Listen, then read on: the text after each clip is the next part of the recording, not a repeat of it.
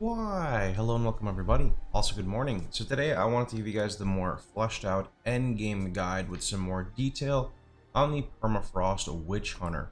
Now I have been updating the mobilytics as we go, so the current character, actually I need to put a little flare here for the next one, but we're going to have a new section here after this video goes live with the Sork Ward swap. As you guys saw in the last video, the character probably looked pretty good, but it was way too squishy, let's be real. I don't like playing squishy characters. So today we have kind of fixed that by incorporating the Ascendancy Sorcery Ward. Now I'm going to go ahead and jump into a map here as a showcase, and do remember that this character is solo self-found, meaning a lot of my gear is just quite literally scuffed. For example, I'm playing a pure cold build, yet I have an extremely high lightning damage roll on my weapon. This is just because, for example, I could not commit to Fizz because I didn't get the Fizz on Veil. So this just works, you know, any high damage weapon can actually work for the build. We're going to go through and demonstrate some map clear. You'll notice in the top left, we have a bubble here of 4,000 damage. That 4,000 damage protects against essentially fire, ice, lightning, chaos, and physical. The only thing it's not blocking is dots. And that's actually okay because that allows us to use our life flask. And I think it means, I could be wrong here, that it will not get interrupted by dots. So you can see here that even though I'm losing health, like it doesn't matter, right? Which is really nice. So this build clears pretty much with just left click. Occasionally, or if you're on lower gear, you may have to shoot your right click. For players who want additional damage, you can press your freezing mark every like 20 seconds to get extra damage. After this map showcase, we're going to go ahead and kind of go through all of the mechanics here. This character works in an SSF environment, as this is my current SSF character. It works as a first character, it will work as a league star, it'll pretty much cover everything. I'd say it has a really good bossing, although I don't know what other people are doing, so I'm sure there's like always like overpowered metas, right? Anyway, it works as bossing. It's pretty solid for map clear, and with the Sork Ward edition, you can actually be pretty tanky. Not like tanky to the point where you can AFK, but tanky to the point where you're playing a high damage character with lots of crowd control. The chances of you dying go down massively when you have like a 6k life pool. Also, since this character is in solo self-found, remember that even the sorcery ward can shoot upwards of 6,000. And as you scale that bubble, you're also scaling your avoidance. So for example, we're running on 14,000 evasion. The way, or the concept of how this build works, is your Permafrost is going to be your main focus on clear, alongside your Herald of Ice and your Zealot's Inquisition, which if you play RF Chieftain, this is your Hinakora. Although it's not as good, it's pretty solid. The 10% also gets doubled to 20% in a lot of league mechanics. I want to say like Abyss, Breach, maybe even Expedition are all considered like under the tag for that, which is really, really nice. Now this character that you're looking at as well has no attack speed on the weapon, which means if you happen to have an attack speed roll on your weapon, your clear is just gonna, the build is gonna be even smoother, right? I will say that there are some league mechanics I don't really like doing on this character. I'm not a big fan of Delirium. It works, it's just Delirium mobs don't seem to shatter or explode, which makes it a little sad. There's also a really good anoint here. I don't remember the name off the top of my head. It's not Heavy Frost, it's the one where like targets who are frozen. Ah, here we go, Climate Change. Climate Change would be like super ideal anoint because of the 25% cold is extra fire on frozen enemies. That makes a very good pop on your fragmentation rounds. So for players who are looking for more damage, that is what you want to run. Anyway though, moving on to Delirium, it doesn't, like the mobs don't really seem to explode or shatter, which just makes things more annoying, and they kind of like spawn on you, which is not really ideal either. Here's the shitty Amanu Manu's Void, where you have to stand inside this black cloud. The build works crazy for Abyss, because as you saw there, you can actually just freeze everything on spawn, usually chain killing it as well, and if it doesn't die instantly, you can just pop them like that with your right click. Let's talk a little bit more about the mechanics here. The reason your Permafrost can work well for clear is because you need to stack projectile speed. So on the Permafrost, and we'll cover the gems after this, you can see that we are using Ricochet 2 alongside Projectile Acceleration 3. The reasoning for this is you want your projectiles to be able to shoot really quickly so they can go through the mobs and then eventually hit terrain and then ricochet back to hit the targets. This just makes the clear a lot better. It also makes it so you favor these more closed style maps that you can see me running now. Open maps are okay, but they're not going to be as good. The closed maps are definitely much better. So here's an example, killing the mobs on spawn and then just popping them with a right click. There's an Abyssal Depths. We could go run that, but I want to show you guys the boss damage, because you kind of got an idea of the clear.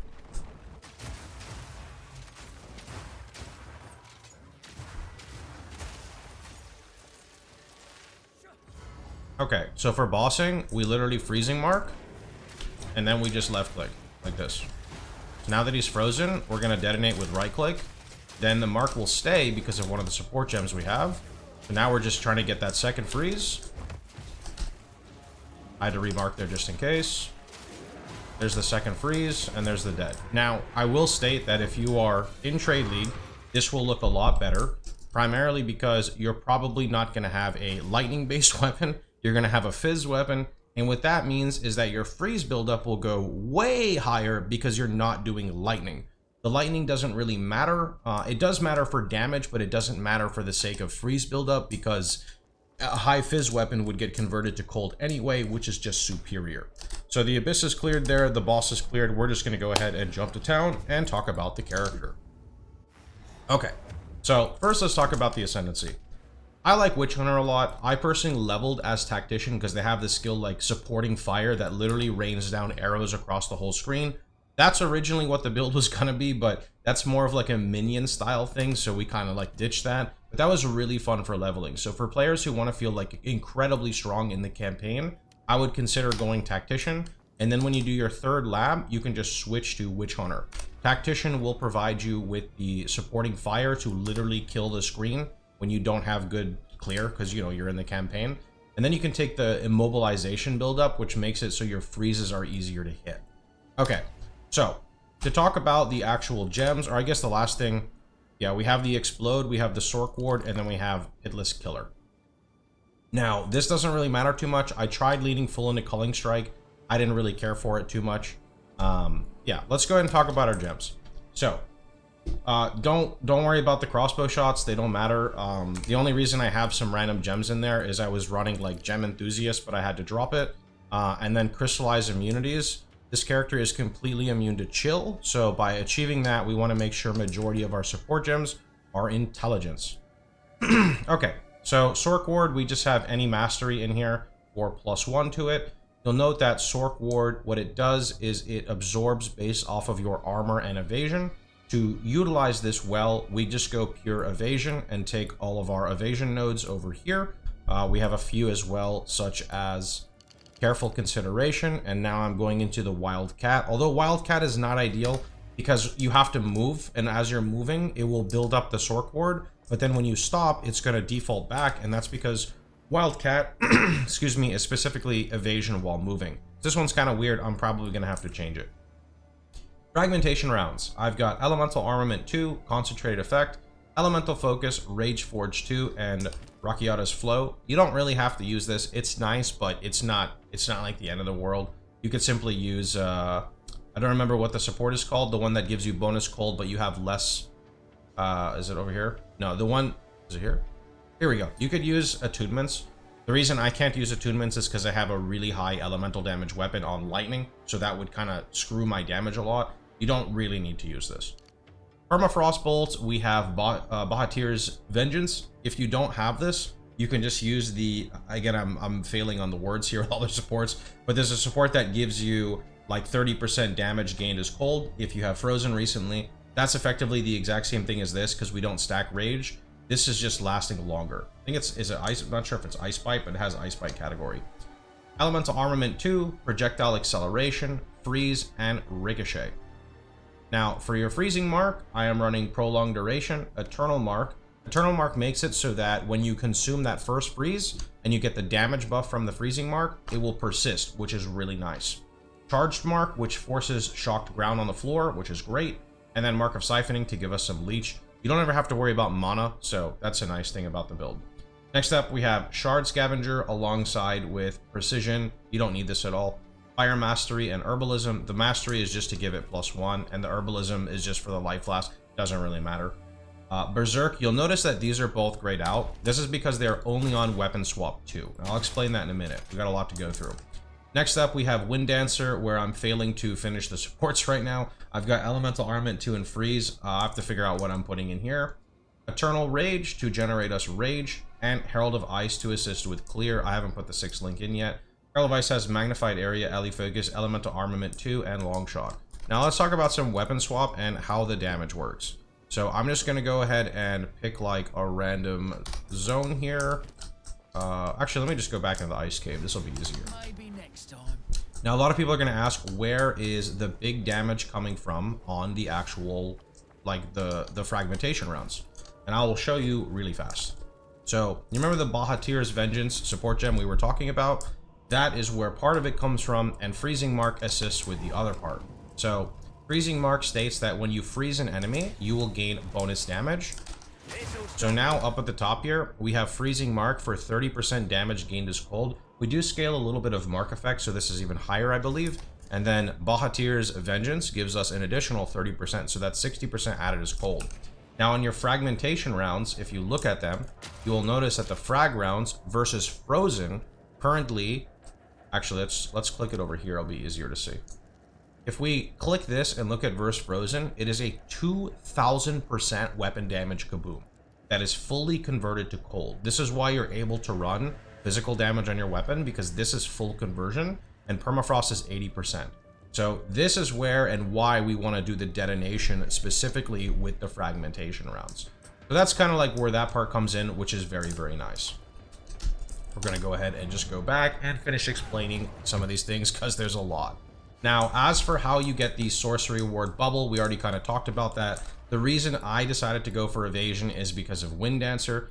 If I decided to go armor-based, I would have to go more left side, and we're not using armor break mechanics, so we wouldn't really be able to benefit from the Spirit Gem for more armor if you've broken targets recently. So I just decided Evasion kind of works easier. I'm just going to plug in Evasion, and that's kind of what worked with us. So next up, we're going to go ahead and talk about the weapon swap setup.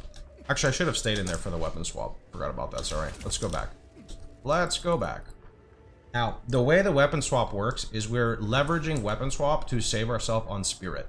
So Berserk and Shard Scavenger are only in weapon swap 2. And the reason this is important is because we have Eternal Rage in weapon 1. So when we go like this and shoot and switch back, we are spending rage. See it right there? But we're not decaying rage. And that's because you're only popping fragmentation rounds in weapon 2, which means your Berserk is only active on your single target swap, so you never have to worry about degen.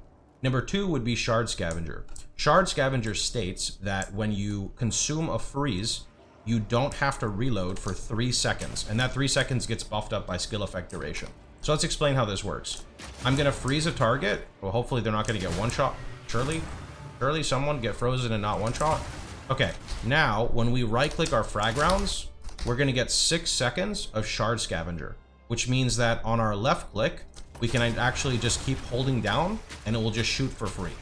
This is very important because when we get the freeze off on a boss, on the first freeze, you proc the 30% added cold, the other 30% added cold, and you have unlimited reload, and you want to commit to get that second freeze on the boss kill. So that is where the single target rotation comes in. Let's go ahead and jump back into the hideout, and we're going to go ahead and talk about some gearing. Okay, so here's my weapon. Ideal scenario, I think, would be like T1 flat fizz, T1% fizz, and then I don't know if you go with like added cold or cold pen. Probably not cold pen, so I think added cold or maybe weapon elemental damage. I'm not fully sure on that. Suffixes would be like plus proj, onslaught, and then I think the third suffix is most definitely attack speed.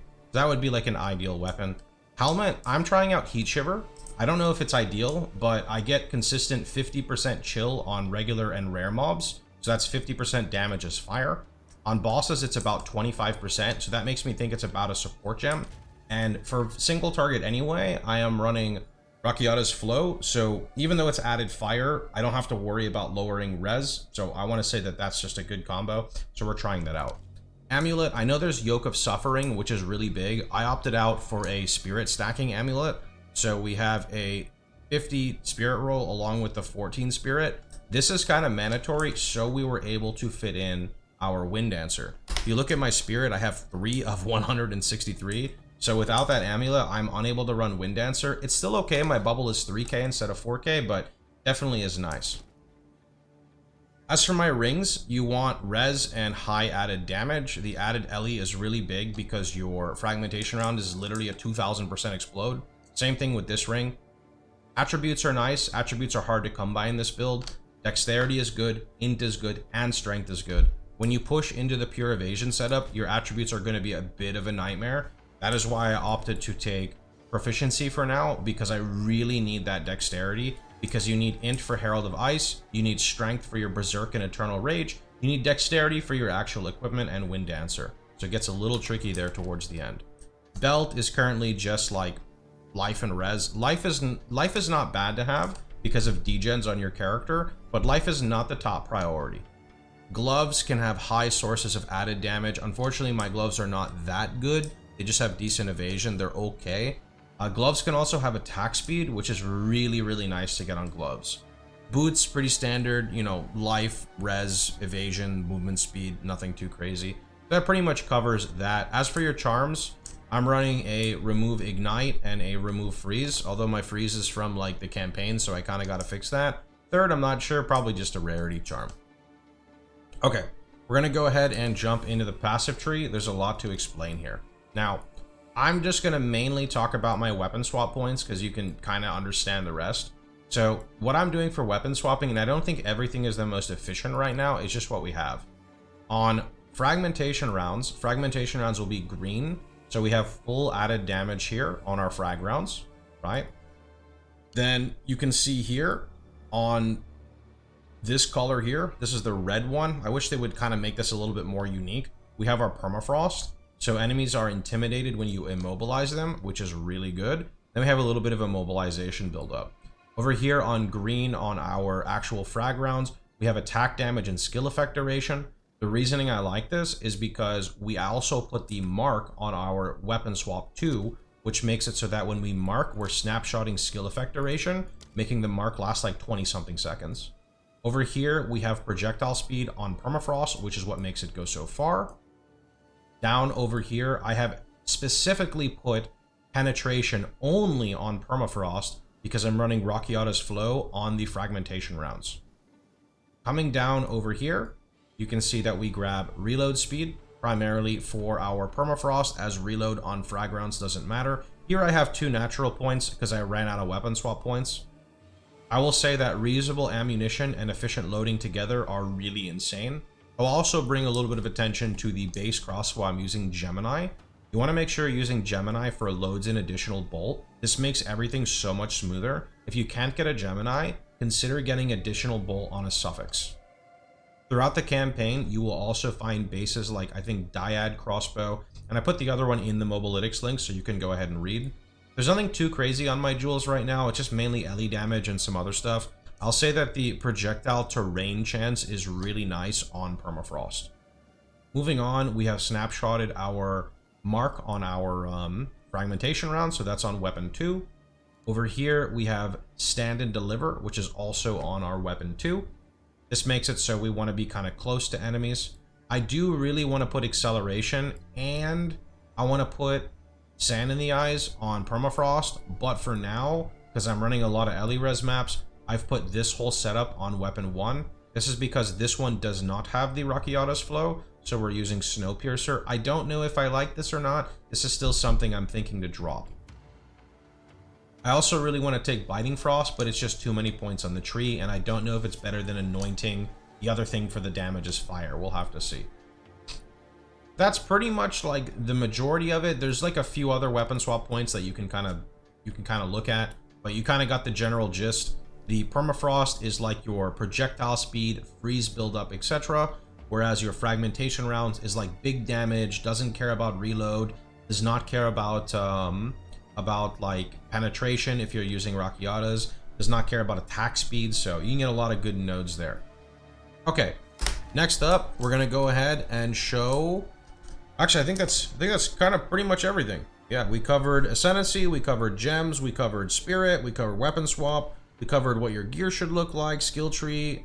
Yeah, okay. So the last thing that I would probably talk about is the actual set up so that you can clear with left and right. You'll see me talk about this in most of my videos, but I figure why not just talk about it in literally every single one. So normally when you're playing a crossbow build, you need to manually reload. Not manually reload, but like manually switch the ammunition type. Here what we do is the following. So we're going to take our Permafrost, and you want it to be on a single weapon set. So we have weapon 1. Then you're going to take your frag rounds and you're going to put it on weapon 2. Then you're going to come over here and you're going to load your Permafrost like this on weapon 1, and then select crossbow shot 1. Now you can shoot with left click. Then on weapon 2, you're going to take frag rounds, you're going to load it, and then you're going to select crossbow shot 2. And this will make it so you can left click, right click, right click. This is really nice because with this build, you are freezing targets and detonating the frozen targets, right? So this way, instead of having to do like, what is like the other way people would have to do, you would like shoot, click a button, and then shoot again. And you can do that if you prefer. I just think that this is easier on the button management and just feels better. So that's pretty much about it. Hope you guys had a wonderful time. Hope you guys enjoyed yourselves. Let me know what you guys think of the character. We're going to be finishing it up today on stream. And then I'm going on vacation, well, holidays for 5 days, so we'll be back later. Maybe we'll continue, maybe we won't. Anyway, that's pretty much about it. Thanks for watching, everybody. If you guys enjoyed the video, please feel free to like, share, and subscribe. And don't forget you can catch me streaming live every day at twitch.tv/Pohx. Take care, and thanks for watching.